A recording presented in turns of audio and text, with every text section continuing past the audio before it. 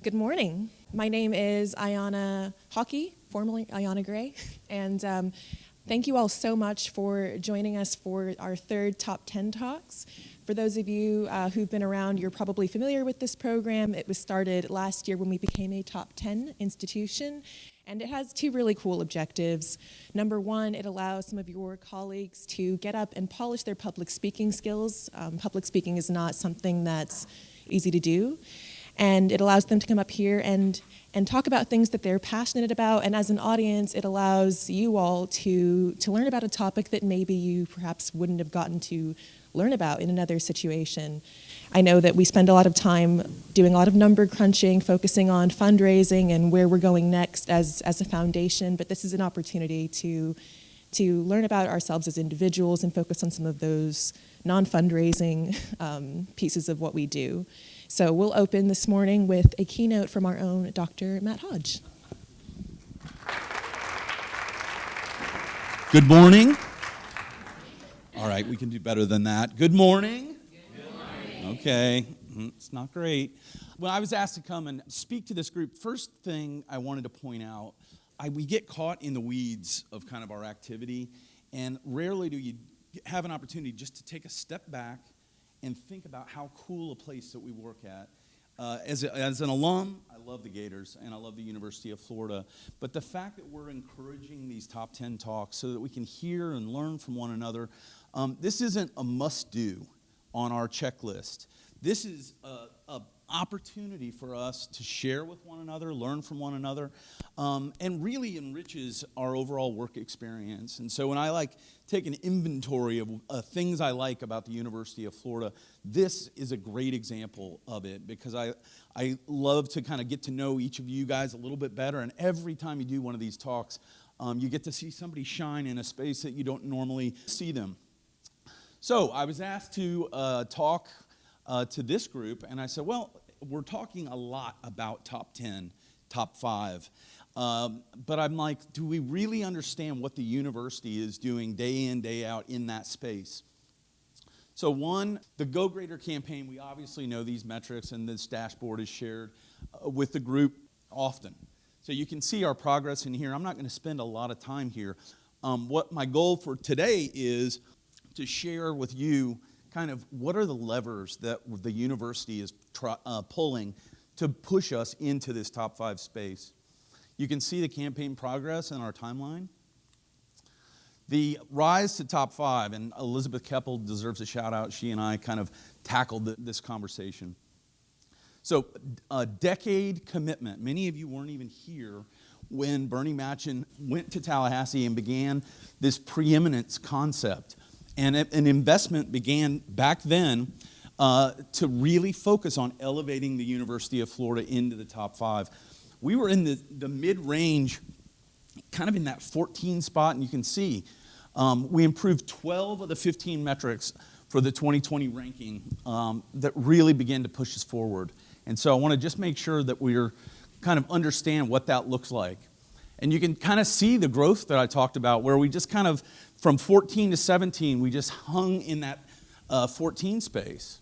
And then I was manna from heaven. We jumped into that number 9 spot. And you can see, as soon as that happened, Tallahassee realized the investments that they were making in the University of Florida were making significant impact. Now, it didn't hurt, and you'll see, not that we're keeping track, but we had 2 UC schools go down, and the University of Michigan went down. And this really started to create a space where the University of Florida could differentiate itself. And this was an exciting time for those of you that were here. As soon as we broke into the top 10, the narrative around the University of Florida and the energy was almost immediate. So let's talk about some of the drivers. Everybody, we talk about U.S. News and World Report, but what are they actually looking at? They look at outcomes, faculty investments, expert opinion. This is the most difficult one for the University of Florida. The provost tells a story, and it's like the law school at Princeton is ranked higher, than the University of Florida, and then everyone realizes they don't have a law school. and it's just brand awareness. And so you talk about the University of Florida brand in a national context. This is one that's really, really a heavy lift for us. Investment from financial resources. This is where Tallahassee is making a significant investment, and it's paying off. Student performance. And then the one that we talk a lot about, and my team spends a lot of time focused on this, and that's alumni participation. So I want to talk about two areas specifically. This idea of outcomes and alumni giving. These are areas every single one of us comes into work and can move and move this in meaningful ways. Student outcome. We got really, it's better to be sometimes lucky than good. The U.S. News and World Report started to look at this idea of social mobility. And the University of Florida, and think about what we do in MFOS and scholarships that we're raising for. We have a really heavy lift in the space of the number of folks coming to UF that are on a Pell Grant. The good news here is we weren't new at this. We've been really focused on building infrastructure around students that have financial needs. And the great news is that we perform better than our peer group. So when U.S. News and World Report started to track this, we were ahead of the game. And when you look at how our graduation rates look against our peers, we were way out ahead. So when you think about how long we've been talking about MFOS scholarships and really made that a priority, students that are first generation attending the University of Florida have the resources and the support that they need to be successful, and U.S. News and World Report tracked it, and guess what? We were really good. Another area that we talk a lot about is this idea of alumni participation. I have to tell you, this is really hard.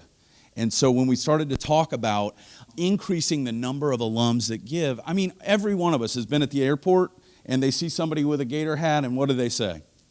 They say, "Go Gators." So you would think intuitively getting large numbers of Gators to make a contribution back to the University of Florida would be easy.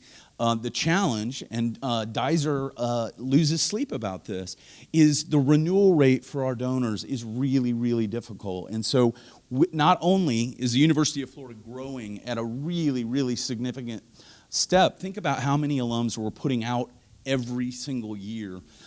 Getting those donors to make a gift every single year, regardless of area, has to be our mantra. And so you can see our target is to be coming out of the campaign in that 20% space.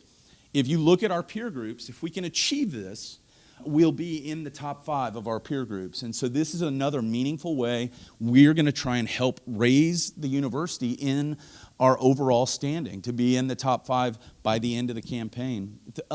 Giving Day, obviously, what a wonderful example of the Gator Nation stepping up. I thought stand up and holler and seeing the 2-bit ties all over campus, I think we all really were excited to see it do so well. This year, 15,000 donors is our goal, and it's on February 20th, 2020.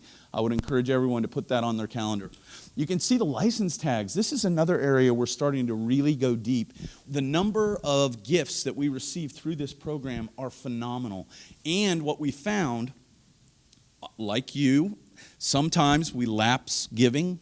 And what we found is folks with tags, about 3,000 individuals that would have lapsed making a gift to the University of Florida, because they had a tag, it made their gift still counted for the year. And so it's a $25 gift to the University of Florida that is countable as far as a gift. And then you saw Beat Week. This was another one leading up to the kickoff with Miami, where you start to see all these little creative campaigns that the team's putting together. Did anyone see the bat campaign that went out there where you could name a bat? I think, and Dizer, how many gifts did we close through that program? 1,500. And what was your favorite bat name? Bat Hodge. Bat Hodge was pretty good.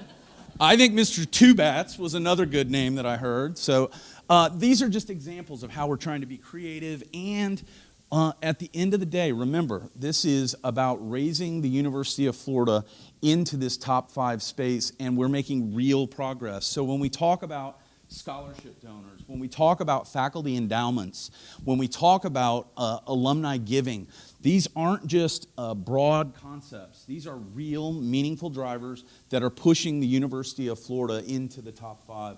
I'd be happy to answer any questions or thoughts or input. Okay. Well, now let's get on to the real stuff.